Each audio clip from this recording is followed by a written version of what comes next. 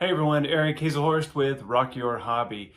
In this video, you're going to learn about me and why I'm doing what I'm doing. Okay, what is Rock Your Hobby? First and foremost, there's a lot of you watching this, you have a hobby, you have an interest of some sort or shape, and you want to monetize it, or maybe you just want to learn how to get paid what you're worth because people are asking you, hey, I see you do this, can you make me one? Can you do this? Well, I've done that. And the goal of this is to teach you everything to do or not do, in my case, so you can avoid making some of the mistakes I've made. Now, I've taken my hobby, I've grown it from my kitchen table, then to my garage, and into this building here, which I call the lab. And it's now making around $10,000 a month. And I've done that consistently for 3 years. So hopefully what I've learned will help you. So who am I?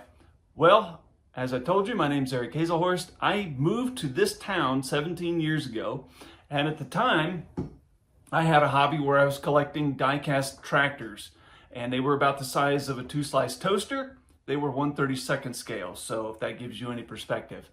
And then, because we moved to the new place here in Dodge City, I didn't have a place to put them out. I didn't have a place to enjoy them, and that annoyed me. So they were just going to sit in storage, and the tires would dry rot, and they wouldn't be any fun because I couldn't enjoy them, right? So I sold them and I started a new hobby. So I've always had this interest in custom harvesting. You can see right there an example of something you might see out in this part of the world.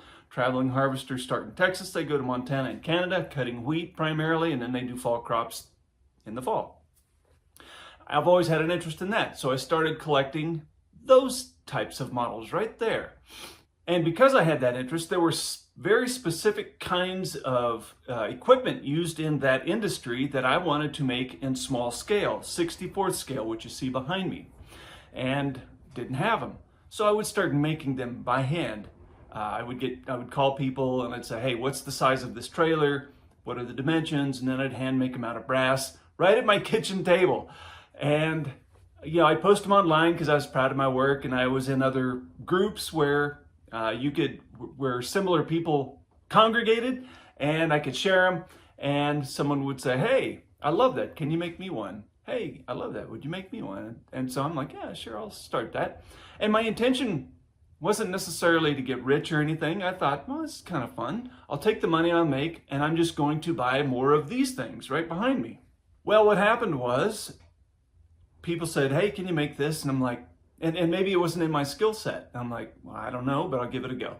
So through trial and error, I would make things that I didn't have the skills to make, but I had an interest in learning how, and I thought it was kind of cool. So I would just evolve my resume of things I was creating.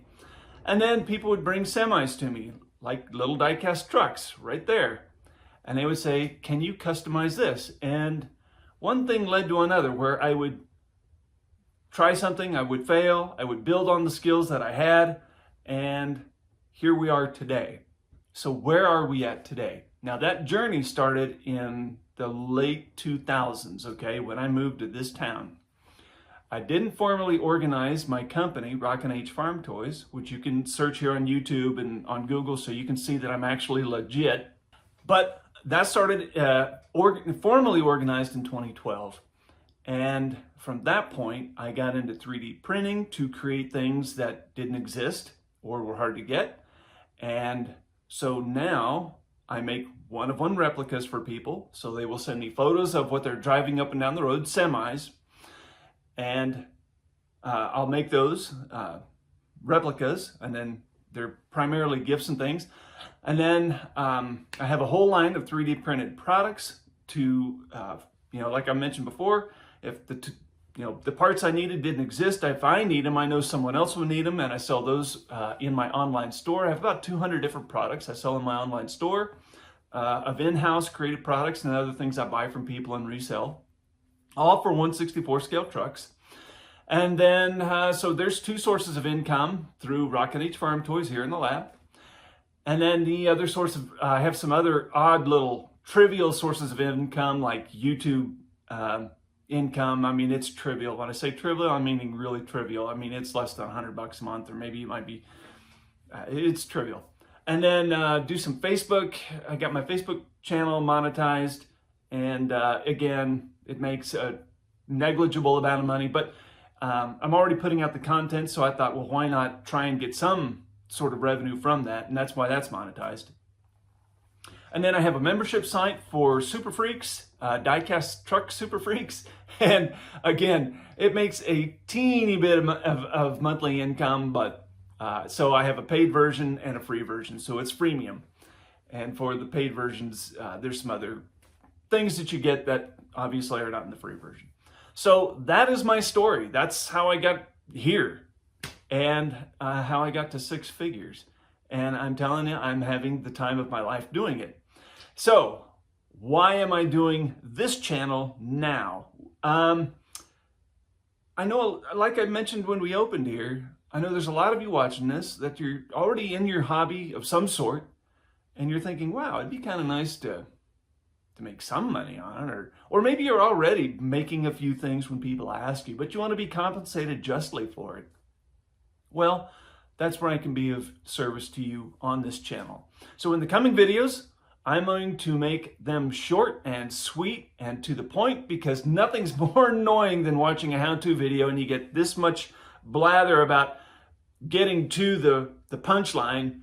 I'm going to just get to the punchline fairly quickly, just like I've done here. Hopefully you would agree with that. So with that, if you have a question about anything I've said here, leave it in the comments and I'll get right back to you as soon as I see it. So that's really the point of what we're doing here. I want to help you get to create something like I have, if that's your goal, or at least create something that you could be really proud of. So thanks for watching, and I'll see you in the next video.